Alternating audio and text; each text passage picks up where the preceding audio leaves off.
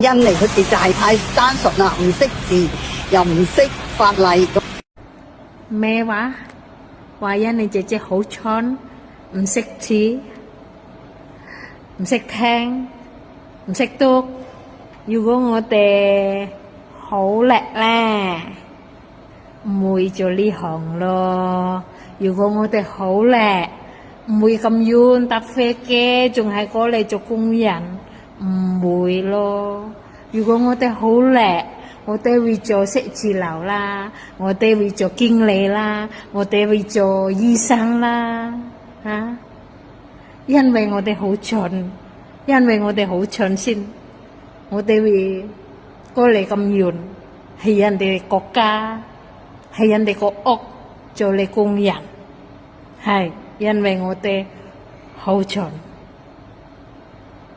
但係咧，如果俾你揀，有兩個姐姐，一個好叻，一個好蠢，你會唔會揀好叻嗰個咧？會唔會啊？多數你哋都揀好蠢嗰個啦，係咪？蠢蠢地嗰個啦，你覺得吓？因為咧，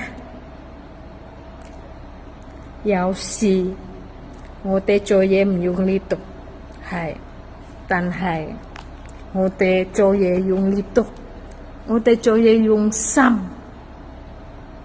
有時叫我哋照顧兩個，請佢哋兩間屋，你哋做老闆嗰啲知道個法例啊，但係你哋班唔知啊嘛。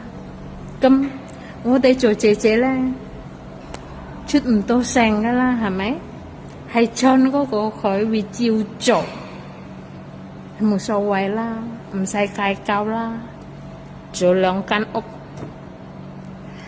有時咧，我哋蠢嗰啲咧，放假應該都唔使去做，乜都唔使做。但係咧，好多姐姐咧，蠢嗰個咧，未放假之前，未走之前，佢要清潔晒屋企，煮晒餸俾你哋，準備嘢食俾你哋先可以俾佢出門口。出門口有時11點、12點，跟住你哋叫佢7點要返屋企，7點返屋企，返到屋企又要做嘢，係咁多嘢要清潔啊！